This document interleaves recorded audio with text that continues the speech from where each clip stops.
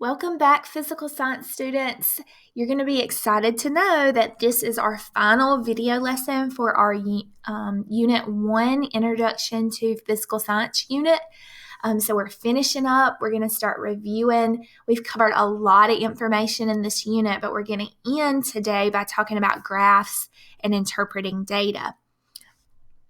Now we're going to see excuse me.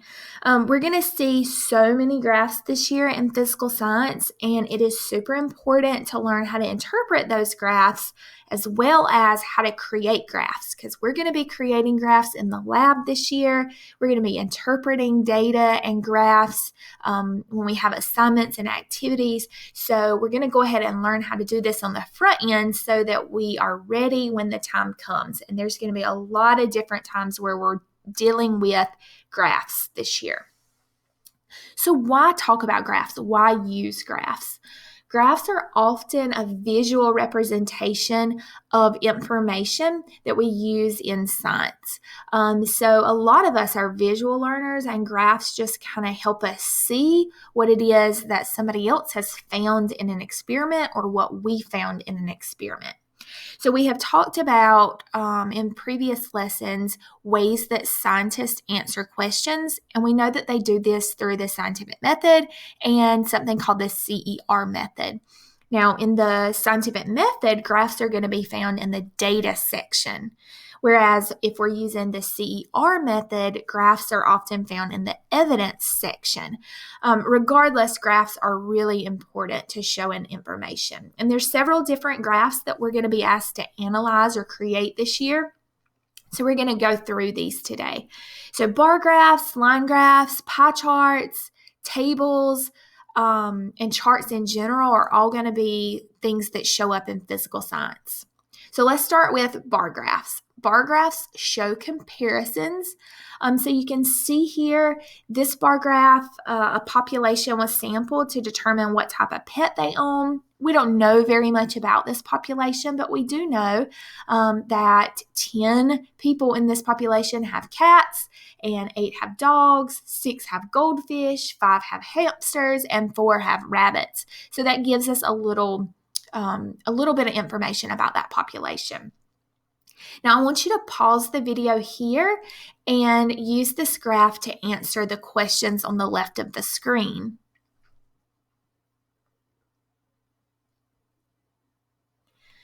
All right, so number 1 says take a look at the graph to the right, and number 2 wants to know what is this graph showing a comparison of.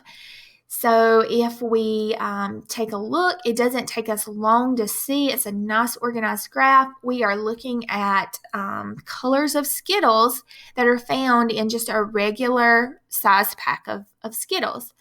And number 3 asks, how do we know? How do we know that this graph is about color frequency of Skittles? Well, hopefully you noticed that it told us in the title, which in a little bit later in the lesson, we're going to talk about the importance of a title.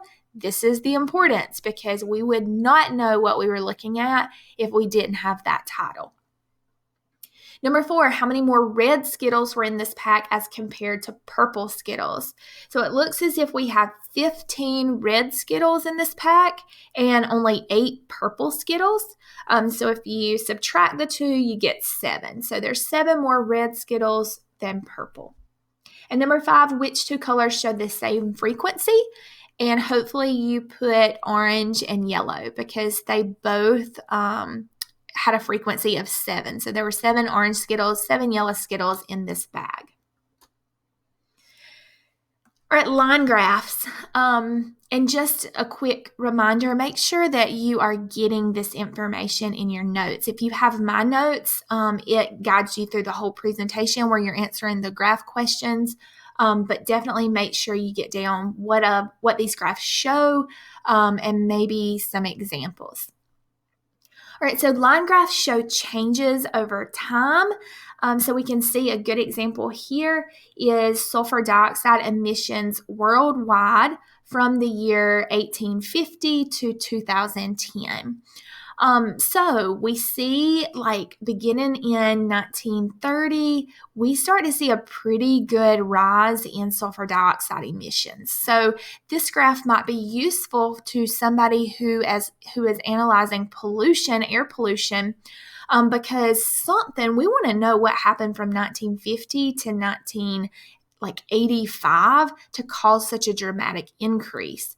And then something also happened from 1985 to 2010 that caused the sulfur dioxide emissions to go down. So that's good data, good information that might help somebody who's studying air pollution sort of help decrease air pollution more and more and more. Here's another example of a line graph, and I want you to pause the video and answer these 3 questions.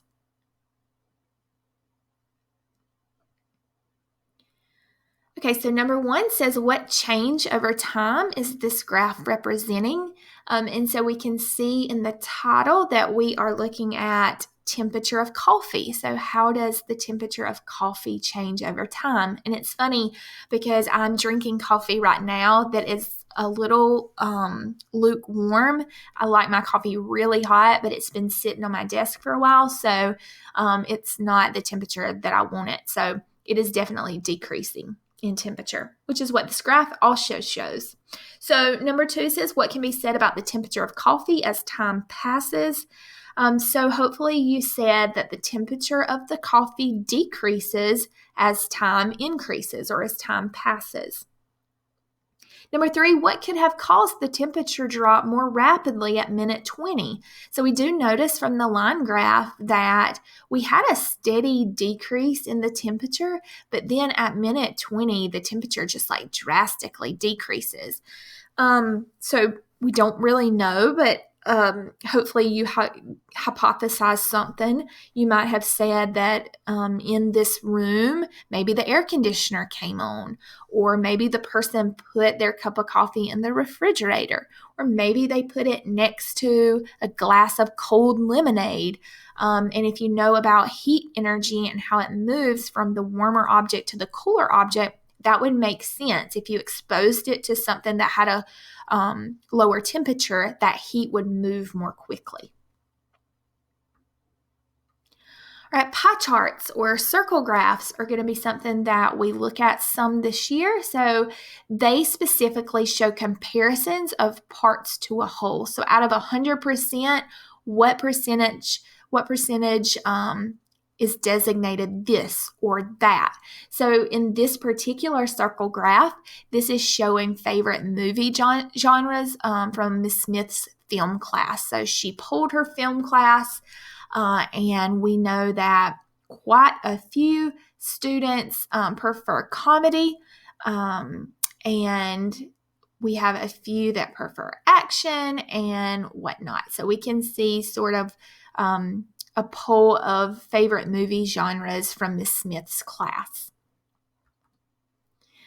All right, pause the video and answer these 3 questions.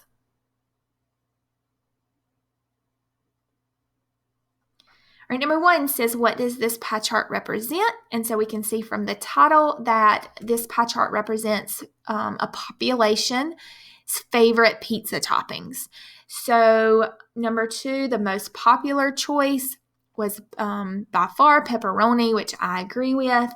And number 3, what is the least popular choice? And it looks as if for this particular population, least popular was Supreme. Probably the graph table chart that we'll see most frequently this year in physical science are tables. So tables are going to be used a lot when we collect data during lab experiments, and you're also going to be asked to create tables some. So tables report data in an organized way, and you can see that here. So this particular table is showing students who drank sugar-sweetened beverages 1 or more times at school in the past 7 days. And I thought it was unique or neat that it looks as if from 2006 to 2016 in all grade levels, the percentage of students who drank sugar-sweetened beverages decreased. I know at my school, I don't know, those of you listening, I don't know if this has happened at your school, but around 2013, 14, they removed sugar drinks from our vending machines. So now we only are allowed those like Coke Zeros, Powerade Zeros, water. So no sugary drinks can be found in vending machines in our school, which is probably why the decrease. All right, so number one, what is this table representative of? So this is a table we're going to see when we get to matter. We're going to talk about density and we're going to talk about specific heat. And so this table will come up quite a bit. So pause the video and use this table to answer these three questions.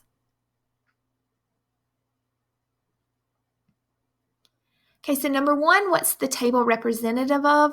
And what it's showing is densities of some common metals. So you can see the list of metals and then what their density is. Number two, according to the table, which metal is most dense? And it looks as if gold is going to be the winner there. Gold is most dense. Number three, if water has a density of 1 gram per cubic centimeter. Okay, so if water has a density of 1, which of these metals would sink when placed in water? So remember, when you put a substance in water, if it has a density greater than 1, it's going to sink. So it looks as if all of these metals, even magnesium, all of these metals have a density greater than 1, so they all would sink. Okay, now there will be several times I know in the lab where you're going to be asked to create your own bar graphs, pie charts, line graphs, tables, charts, and a couple things that I want you to make sure that you remember that you must include in your graph. So if you're asked to create your own graphs, I want you to remember something called Sultan. So Sultan is like a mnemonic device similar to the King Henry mnemonic device that we used in our metrics and measurement lesson. If you can remember Sultan, that will help you remember what you need to make sure. It's like a little checklist of what you need to include in your graph. So graphs need to be drawn to scale. Anytime you can use graph paper, that's great because that will help you sketch your graphs to scale. You need to make sure that you have units. And by units, we want to know if you're measuring mass, we need to know if it's grams, centigrams, kilograms. If you're measuring length, we need to know specifically, is it meters, centimeters, hectometers? If it is money, are we talking euros? Are we talking US dollars? So all of that's important. You got to have units so that your audience knows exactly what we're looking at. The L in Sultan stands for labels. So your X and Y axes must be labeled. And you need a title. So the T in Sultan stands for title. That lets your reader, your audience know exactly what your graph is about. The A stands for accuracy. So, of course, your graph needs to be accurate. Whatever you saw in your experiment needs to be reflected in the data section or in the graph or chart. And then N, your graph needs to be overall neat. We need to be able to read it. All right, so this ends our graphing lesson. If you are in my physical science class, you have a M&M activity that you're supposed to work on next, and we will start the review next.